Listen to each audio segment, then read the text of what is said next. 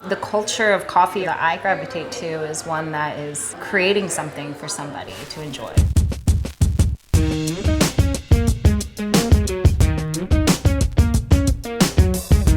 I care about the science of coffee, but more than that, I care about the people behind it. When I got my driver's license, I started going to the Barnes & Noble cafe and getting a white chocolate raspberry mocha with soy milk and whipped cream. I like syrupy espresso, I like heavy body, I like feeling it. Flavor, taste preferences, all of that's completely subjective, so I want to be able to help others find what they're looking for and not what I'm looking for.